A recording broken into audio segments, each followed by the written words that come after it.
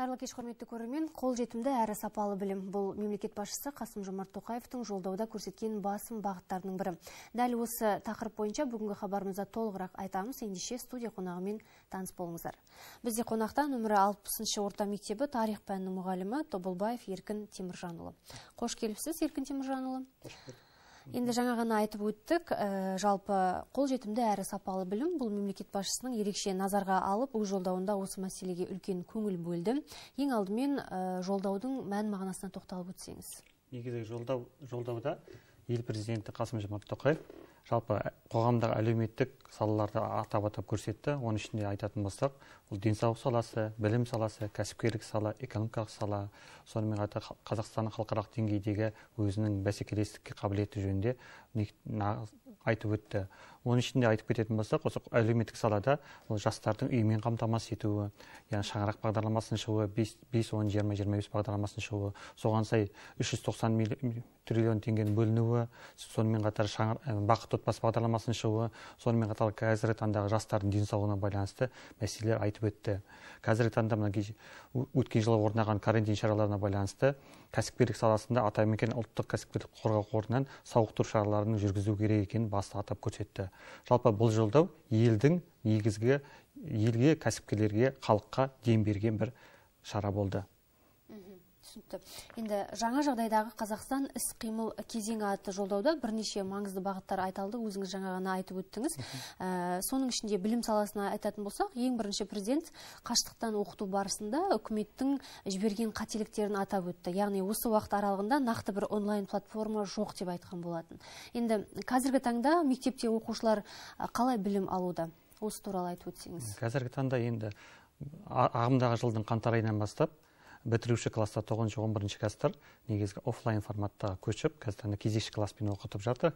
Оған дейін қыркүйек айынан бастап бастауыш класстарда кезекші класстар негізі енгізілген болатын. Ал жалпы көлемді айтатын болсақ, мына өткен жылдың шілде тамыз айларында негізгі 8 платформа іске қосылды. Ол қазақстандық платформалар, себебі ол платформалардың қосылуына білім және ғылым министрлігі негізгі басты қолға алуымен басталды. Осы 8 платформаның ішінде мен өз мектебімде мысалында білімнен онлайн мектеп платформасымен жұмыс жасап келе жатыр.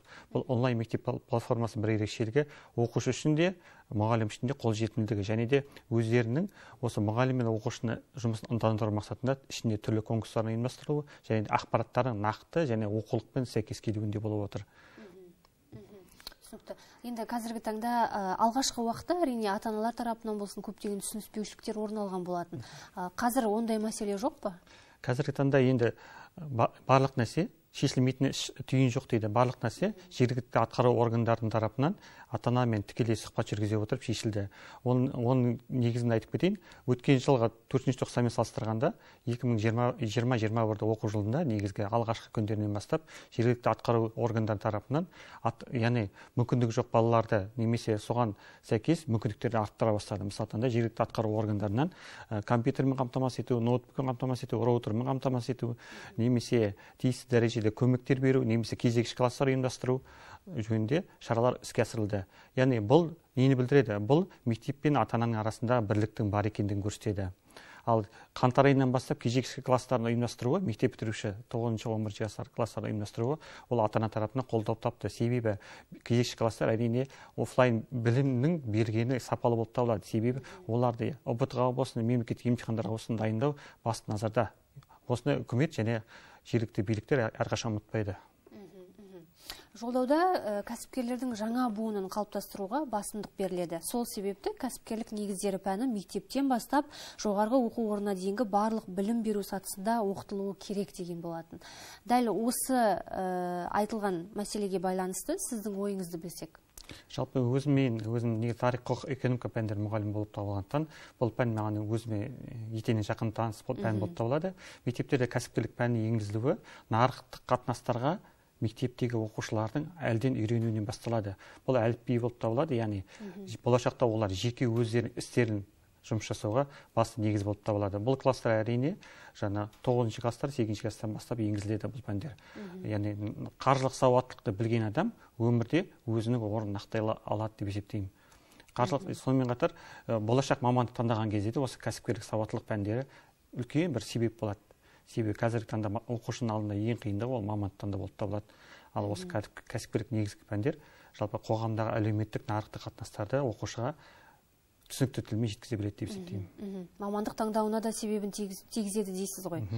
Енді жолдауда айтылған білім саласындағы басты мәселенің бірі бұл ұстаздар жалақысының аздығы болатын. Және де бұл мәселе биылғы жылдың осы қаңтар айынан бастап 25%-ға өсті. Осы турасында сіз не айтасыз? Толығырақ айтып өтсеңіз. Әрине, ол ұстаздардың материалдық жағынан қамтамасыз ету жаңа жолдауда көрсетіледі. Сонымен қатар жас ғалымдарды жұмысқа етене араластырумен жалпы материалда жағдайы жақсы болған адам жұмысты белсене атқара алады. Ол шүбәсіз мойындайтын дүние болып табылады. Сонымен қатар жолдауда басқа бағыттарында жастарды мемлекеттік тұрғын үймен қамтамасыз етуде де осы саясаттың керегі қажет. Себебі ол жерде бұйырса осы ағымдағы жылдан бастап бақытты отбасы бағдарламасы басталады. Сол бақытты отбасы бағдарламасына осы көбіне көп қоғамның негізгі пайызын құрайтын дәрігерлер мен мұғалімдер ғой, бюджет қызметкерлерінің ішінде. Осыларға назарды аудару, материалдық жағдайды жақсарту, бұл қуантарлық жағдай. Әрине, осындай материалдық жағдайы жақсы болған ұстаз жалпы көлемде жұмысты өзінің зерттеу жұмысына арнайды, өзінің балаға арнайды. Себебі әлеуметтік жағынан төмен болған кезде, ең бірінші кезекте қай адам болсын, бірінші кезекте ол өзінің жұмыс бағытын өзгертуі мүмкін. Ал егер 25%-ға келесі жылдан бастап тағы да қосылады деп жатыр, алдымызда 3 жылға байланысты жоспарланған нәрсе, ол деген 1,2 триллион теңге қосылады деп жоспарланып отыр ғой. Соған байланысты бұл жалақы әрине ұстаздарға артық болмайды. Түсінікті. Енді онлайн оқу, қашықтан оқу, жалпы білім саласындағы осындай өзгерістер сіздің ойыңызша біздің еліміз үшін мәжбүрлік пе, әлде жаңа мүмкіндіктер дер едіңіз? Жалпы көлемде мына онлайн оқу, жалпы карантин шаралар қоғамға 3 нәрсені үйретті. Бірінші кезекте бірінші уақытты тиімді пайдалануды үйретті, екінші кезекте денсаулық сақтауды үйретті, үшінші кезекте ата-ананың алдында ұстаздың қадірін үйретті, қадірін түсінді. Мектепте офлайн мен онлайн оқудың арасындағы аражігін ажыратып көрсетті. Енді бұл мәжбүрлік емес, бұл бірінші кезекте президент ұстанған ұлттың денсаулығын сақтау болып табылды. Яғни, әрине, оны біз басында қиындықпен қарсы алдық. Ол әрине қоғамның жаңа мектептің немесе ата-ананың кінәсі емес, ол жалпы көлемде сол кезде болған жағдай болып табылады. Ал оны біз тез арада шеше білдік. Мысалы, қыркүйек айынан бастап басталған оқу барысында кез келген ата-анадан мектеп тарапынан ешқандай шағым, арыз түскен жоқ. Ол да, яғни өзара үйлесімдік нәтижесінде жұмыстың жүргізіп жатқанын көрсетеді. Келесі кезекте онлайн оқудың тағы бір ерекшелігі ұстаздарға ол жаңа мүмкіндіктер аша білді. Себебі таңда онлайн конкурстардың қазір көбірек жүруі. Бұл яғни екінші жағынан ақшаны үнемдеуіне алып келді. Бұрын мысалы бір семинарға немесе бір конкурсқа баратын болса, оның жол қаражаты, тағы басқа жатын орны, тағы басқа есептелетін еді. Қазіргі таңда сол қаражатты керісінше білімге салып жатыр үкімет. Ол да бір қоғамға тигізіп жатқан пайдасы деп есептеймін. Енді қазіргі уақытта аттестациялау, жалпы мұғалімдердің біліктілігін арттыру мақсатында қандай жұмыстар, жаңа өзіңіз айтып өткендей байқаулар жүргізіліп жатыр, ұйымдастырылып жатыр? Негізі Білімланд онлайн мектеп платформасында ұстаздарға арналған түрлі конкурстар бар. Мысалы, үздік КМЖ жоспары деген бәрі, үздік бөлім бойынша жиынтық бағалау жұмысы деген бәрі, үздік 90-дық жиынтық бағалау жұмыстар деген жұмыстар жүргізіліп жатыр. Сонымен қатар жаңа аттестацияға байланысты айтып кетейін. Бұл жерде енді былтырдан бастап аттестациялық шараларға байланысты олардың шектік баллы төмен түсірілді. Мысалы, мен өзім 2019-да педагог шебер категориясы тапсырған кезде оның жоғары бүту мүмкіндігі 64 балл еді, былтырдан бастап ол 27 баллға түсірілді. Ол да бір ұстазға беріп отқан мүмкіндік деп есептеймін. Яғни сонымен қатар мектеп директорларын аттестациядан өткізу, оларда ер азаматшыларға, оларды бір-бір отбасын тәрбиелеп отқан азаматтар. Әрине, олардың жалақысы мектептегі мұғалімдердің жалақысынан қарағанда едәуір кішкене төменірек. Себебі сағатпен жұмыс жасайтын мұғалім мен мектептердің арасында. Бірақ жауапкершілік жоғары мектеп директоры мен мектеп директорының орынбасарлары тарапынан жауапкершілік жоғары. Соларды кезең-кезеңмен аттестациядан өткізу, біліктіліктен өткізу жұмыстары министрдің тарапынан қолға алынып жатыр. Бұл да бір ерекшелік көрсетеді, яғни әр мектептің директорының білім сапасын сипаттап береді, екінші кезекте сол мектептің нәтижесін көрсетіп береді. Мысалы, сапасы тесттен өтпей қалған директорларды орнына ауыстыру, келесі сапалы мектеп басшыларын жұмысқа тарту саясаты бұл жерде қозғалып жатыр. Мемлекет басшысы жолдауда қала мен ауыл мектептеріндегі білім сапасын теңестіру керек деді. Яғни қарапайым мектептерге қолдау көрсету керек деді ғой. Осы бағыттағы, яғни қарапайым мектептерге көмек көрсету ең бірінші неден басталу керек деп ойлайсыз? Ең бірінші қарапайым мектептерге көмек көрсету бірінші кезекте әдістемелік қолдаудан басталу керек. Жергілікті атқару органдарының тарапынан әдістемелік қолдау. Себебі әдістемесі бай ұстаз әрқашан жұмысты белсенді атқарады.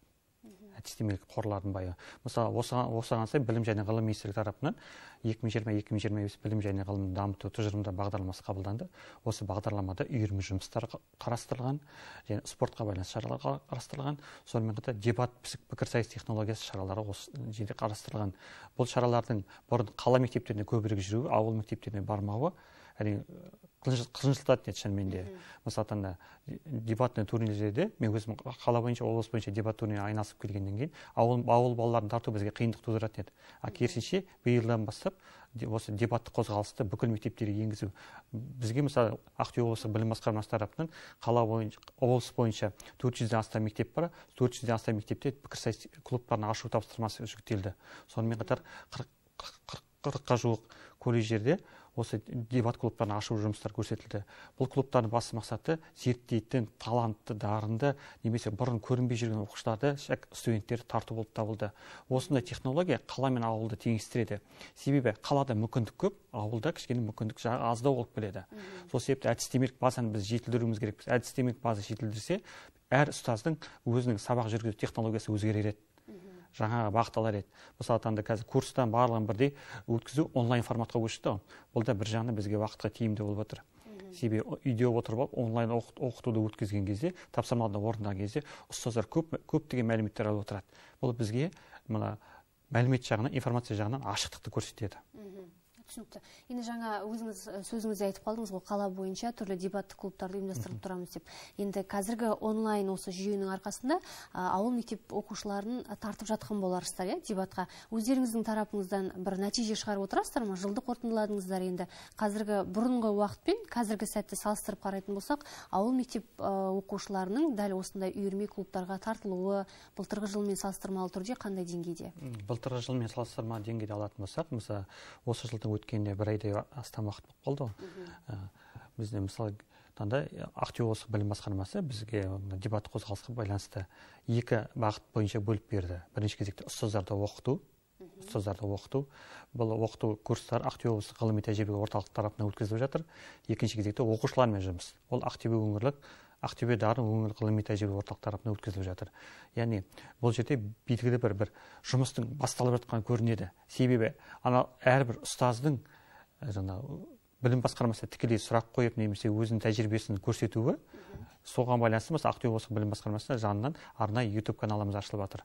Онда осы жасалған жұмыстардың барлығы видео түрінде жолданады. Ал оны тікелей республика қосымша білім беру орталығы біздер көріп отыр. Түсінікті. Енді жолдауда көтерілген тағы бір маңызды сала бұл ғылым саласы. Президент бұл мәселеге де тың көзқараспен жаңа тәсілдер керек, сондай халықаралық тәжірибеге арқа сүйеуіміз керек екендігін айтқан болатын. Осы төңірегінде айтып өтсеңіз, ғылым саласы бойынша. Жалпы жас ғалым жобасының іске асыруын президент тапсырмасымен жолға қойылған еді. Ол жерде ірі кәсіпорындарды бұрын президент осы жолда да былай деп көрсетеді. Ірі кәсіпорындар өзінен тапқан табысының 1%-ын ғылымға аударып отыру керек дейді. Бұл жұмыстардың дұрыс жүргізілмеуін президент айқындап көрсетті. Яғни бұл нені білдіреді? Бұл сол кездегі жас ғалымдарды қолдаудың аздығын көрсетеді. Мысалы, біздің елбасымыз Нұрсұлтан Әбішұлы Назарбаев 2019 жылы осы жас ғалымдарды қолдау мақсатында мыңға тарта жас ғалымды қолдау мақсатында 3 жылдық жас ғалымдарды қолдау жобасын іске асырған еді. Оған 169 миллион теңгедей ақша бөлінген еді. Бұл жоба енді аяқталу үстінде жас ғалымдардың. Оның ішінде 169 жоба іске асады деп жоспарлануда. Ал керісінше кешегі жолдауда, президенті көрсеткен жолдауымызда мыңға тарта жастың қайтадан қосылуы, бұрынғы 3 жылдық ғалымдардың зерттеуі 3 жылдық есептелсе, керісінше ол 3 жыл, мысалы мен өзім жас ғалым ретінде сол жобаға қатыса алмай қалып 3 жыл күтетін болсам, мен басқа салаға кетіп қалатын едім. Қазір жас ғалымдарға керісінше мындай талап қойып жатыр: жыл сайын жас ғалымдардың жобасын ұйымдастыру. Бұл яғни өзінің еліне деген, жеріне деген, отанына деген, өзінің дамытам қосам деген жастарды яғни ешқайда жібермей ғылыми салаға тартуға себеп болып жатыр. Сонымен қатар айтып кетейін, мысалы қазіргі таңда бізде Ақтөбе облысында жас ғалымдарымыз бар, мысалы Темір ауданында белсенді жастарымыз бар, өздерінің тарихи зерттеу жұмыстарын жүргізіп келе жатқан.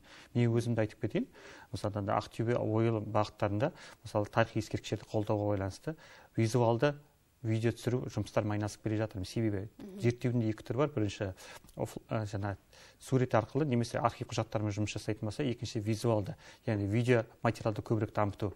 Бізге бұл нені білдіреді? Бұл бізге тарихта белгілі бір видео базамызды толықтыруға алып келеді. Мен мысалы осы видеоларды басқа ұстаздармен бөлісе отырып, оларға көмегім тигізер едім.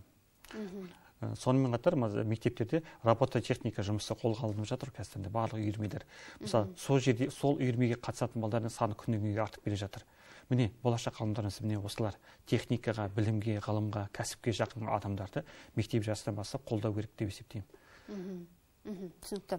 Енді мемлекет басшысы жолдауда өскелең ұрпақтың спорттық және шығармашылық әлеуетіне аса назар аудару қажет. Балалар үйірмесі қызметін қайта қалпына келтірген жөн деді. Сонда ғана жастарымыз қолөнердің және шығармашылықтың бастапқы негіздерімен танысар еді деген болатын. Енді осы ретте мектеп бойынша айтатын болсақ, қазіргі таңда қанша үйірме бар, олар қазіргі таңда қандай форматта жұмыс жасап жатыр, осы төңірегінде айтып өтсеңіз. Кеше ғана білім және ғылым министрі өзінің тікелей сұхбатында да және оның қатысқан өкілдерінің сұхбаттарында мен өзім бір байқағаным, Қазақстан бойынша спортқа 1.200.000 бала қатысады екен. Оның 600.000-ы тегін үйірмеге қатысады екен. Бұл жалпы Қазақстанда 7.000-дай мектеп болатын болса, оның 20% көрсетіп тұр екен. Бұл біз үшін азшылықты көрсетеді, аз топтарды көрсетеді. Сонымен қатар кеше ғана 3 қаңтар күні министрдің өзінің бағдарламасында ұсынғандағыдай, яғни бұл дене шынықтыру пәні ұстаздардың қаржылық қолдау мақсатында қосымша үстемақыны енгізіліп жатқанын көрсетеді. Бұл қосымша үстемақы жалпы педагогтарға жалпы көлемде алатын болсақ, педагог мәртебесі туралы заңда көрсетілгенмен де, мына министрдің қолдауымен дене шынықтыру пәндерінің мұғалімдеріне мындай 17.000 теңге көлемінде үстемақы енгізіліп жатыр. Ол үстемақы не үшін төленеді? Ол үстемақы жергілікті дене шынықтыру пәнінің мұғалімдері өз мектептерінде қосымша дене шынықтыру спорт үйірмелерін ашуға ықпал етеді. Яғни бұл нені білдіреді? Бұл яғни ақылы үйірмелерді азайтып, керісінше қоғамдық спортты дамытуға септігін тигізер еді. Себебі әр үйірме ашқан дене шынықтыру пәнінің мұғалімі қай баланың қандай затқа икемді екенін көрсетеді ғой. Мысалы сырттан келіп үйірме ашатын бала, ол баланың қаншақты икемді екенін білмейді. Ал жергілікті сол мектепте жұмыс жасап жүрген ұстаздарымыз әрбір қандай баланың қандай спортқа бейім екенін, біреуін футболға, біреуін волейболға, біреуін баскетболға, спорт нысаналары өте көп қой. Әрине. Соларға бейім екенін білгеннен кейін, олар сол балаларды іріктеп арқылы өзіміздің мүмкіндігімізді өзіміз арттырады. Екінші жағынан, дене шынықтыру пәнінің мұғалімдеріне онлайн мектепке көшкен, онлайн оқуға көшуіне байланысты, олардың жетістіктері кішкене сәл болса да, олардың жетістіктеріне көбірек ықпалын тигізді, кері әсерін тигізді. Шынымен де олардың жарыстарын көбісі офлайн форматта өтетін еді. Ал қазір таңда мына спорттық үйірмелердің ашылуы олардың белгілі бір жарыстарға оқушыларды қатыстыруға бір ықпал етер еді. Мүмкіндік болар еді деп есептеймін. Түсінікті. Енді еліміздегі мұғалімдер жалақысының аздығына жиі шағымданулар болып тұрды. Оны өзімізде жаңа айтып өттік. Осы ретте президент осы 2021 жылдан бастап мұғалімдер жалақысын 25%-ға көтерген болатын. Енді дәл осылай көтерілу, жалақының жоғары болуы жаңа жас мамандардың дәл осы мамандыққа қызығып келуіне мүмкіндік деп ойлайсыз ба? Әрине мүмкіндік деп ойлаймын. Себебі педагог мәртебесі туралы заң өткен жылдың қаңтар айынан бастап іске қосылған кезде жас мамандарға жалпы педагогтарға қосымша жалақының енгізілуін алып келді. Ол қандай жалақылар еді? Бірінші кезекте ол магистр жастарға 10% есептік көрсеткіш бойынша қосымша үстемақының төленуі. Бұл екінші кезекте мысалы қыркүйек айынан бастап дәптер тексеру мен класс жетекшілерге 2 есе қосымша жалақының төленуі, бұл қазақ тілі мен орыс тілі, ағылшын тілі пән мұғалімдеріне арналады. Және де мектепке жұмысқа келген жас ұстаздарға тәлімгер ететін аға тәжірибелі ұстаздарға қосымша үстемақының төленуі, бұл педагогтарға бір үлкен қолдау болып табылады. Себебі жас педагог университеттегі білім мен мектептегі практиканың екінің арасы ара жігі кішкене алшақтығы бар. Осы бір жылдай көлемінде жас ұстаздарға аға тәлімгер ұстаздардың өздерінің тәлімгерлік қасиетін көрсете отырып, сол бойынша мемлекетте үстеме қалап отырып, сол бойынша өзінің тәрбиелеп көрсеткені бұл нұр үстіне нұр болады. Екінші кезекте мына педагогикалық мамандықтарға байланысты айтып кетейін.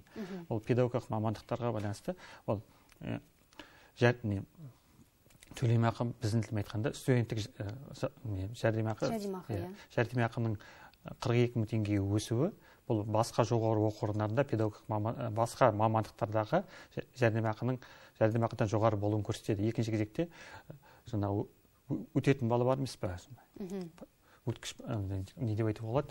Жаңа 70 балдың жоғары болуы, яғни ұбт-ны тапсырған кезде 70 балдан жоғары болуы, яғни проходный балл дейді, өтпелі балдың 70 балдан жоғары болуы педагог мамандарға.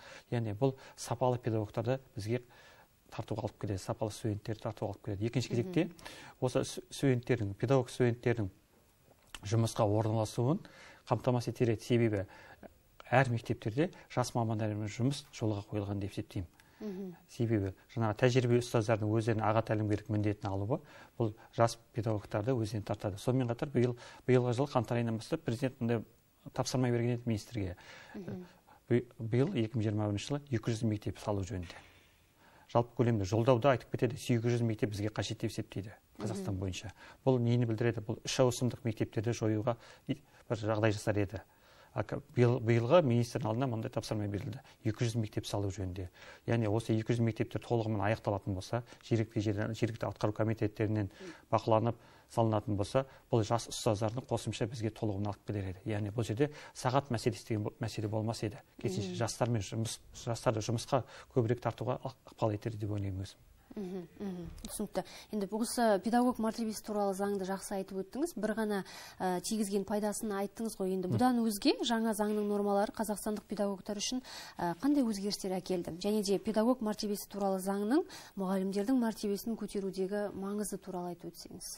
Жалпы педагог мәртебесі туралы заңды Қазақстанның бүкіл педагогтар қуана қарсы алды. Көптен өткен бір оқиға, жаңалық еді. Себебі бұл кезекте педагогтардың құқықтары ата-ана алдында қорғала бастады.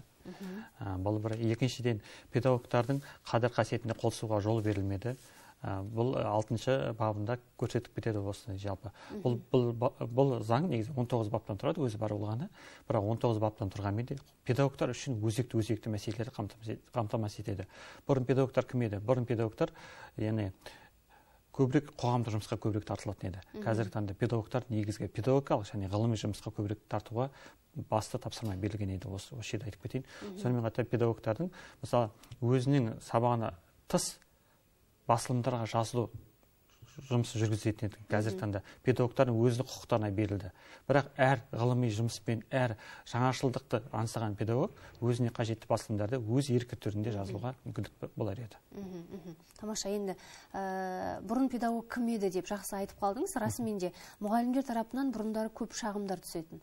Аула сыпыру болсын, жинау болсын, сайлау науқандарында болсын, өз қызметіңізге кірмейтін жұмыстарға осылай тартылады деп. Қазіргі таңда осындай фактілер кездеседі ме? Өз тәжірибеңізде болсын, мектеп ұжымында болсын? Жалпы қазіргі таңда алатын болсақ, осы кешегі жолдаудан кейін кәсіподақ ұйымының жұмысы бір жолға қойылған сияқты. Себебі кәсіподақ ұйымы негізі педагогтардың тікелей құқықтарын қорғаумен айналысып келе жатыр. Мысалы, республика кәсіподақ ұйымының бір сұхбатын естіген едім, сол сұхбатта былай деп көрсетеді. Былтыр өткен жылы мысалы 600 миллион теңгедей педагогтарға кейін қайтарылды. Бұл яғни теңге қайтарылды. Бұл қаржы қайдан шықты? Бұл қаржы педагогтарға сауықтыру жарнасын дұрыс төленбеуі, магистрге жарнасын дұрыс төленбеуі, немесе қосымша айлықтарына байланысты бір кикілжіңдердің шешілуіне алып келді. Яғни бұл нені білдіреді? Педагог мәртебесі туралы заң педагогтардың нақты құқықтарын қорғауға бастау алды деп есептеймін. Түсінікті.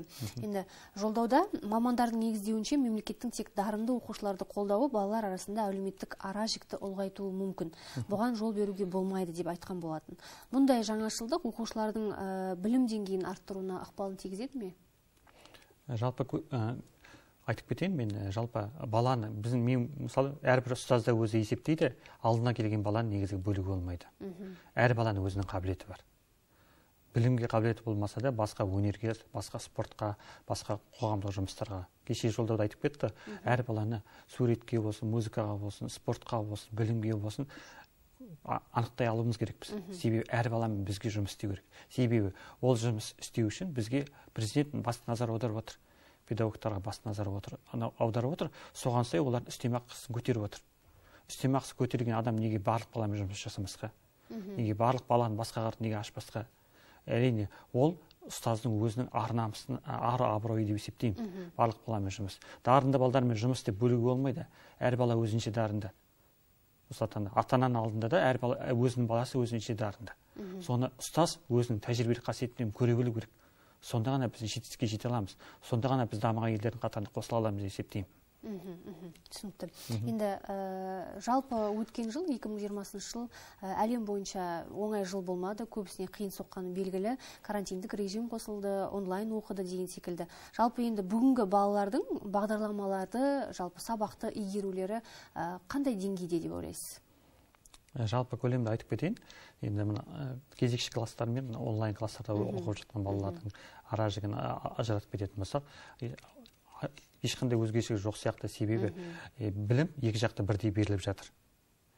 Мысалы кейбір дене шынықтыру пәндерінде спорттық жаттығуларды YouTube каналында, әр пән мұғалімі YouTube каналына ашып, өздері үйрету арқылы көрсетіп жатыр.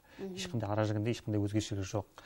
Керісінше мына 9-11 жастарға білімнің офлайн түрде кезекші класстарға берілуі бұл қуантарлық жағдай болып табылады. Себебі дайындық қашанда керек ол класстарға.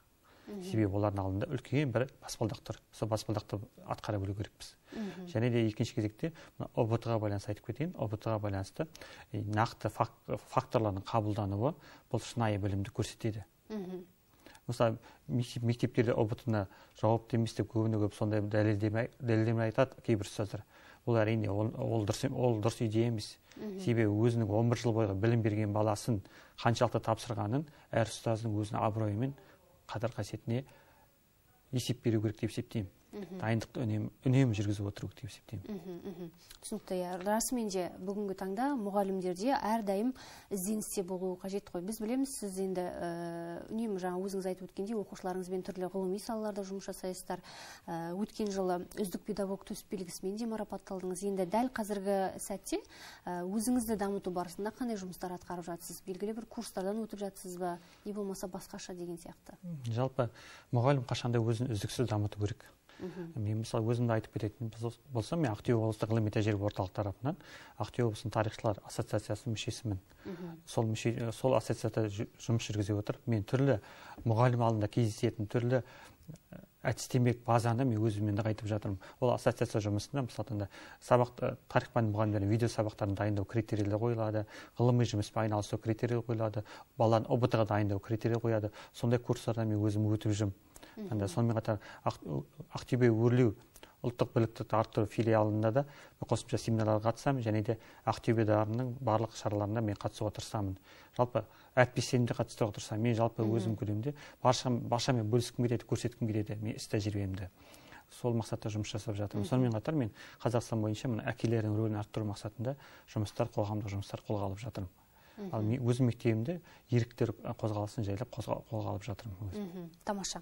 Енді жолдауға қайта оралатын болсақ, мемлекет басшысы ұлт сапасын арттыру керек деді. Сонымен қатар ұлт ұстазы саналатын Ахмет Байтұрсынұлының білімді болуға оқу керек, бай болуға кәсіп керек, күшті болуға бірлік керек. Осы керектердің жолында жұмыс істеу керек деген сөздерін мысалға келтірген болатын. Жалпы білімді, еңбекқор ұрпақты бала кезден бастап тәрбиелеу қажет пе? Кішкентай күннен бастап. Әрине, тәрбиелеу қажет. Себебі қай нәрсе болсын, гүлдің өзі болса, гүлдің өзін ерекше күтсең, ол әсем сізге бөлмеңізге хош иіс сыйлап, әсемдік, әдемілік сыйлайды. Бала да сондай.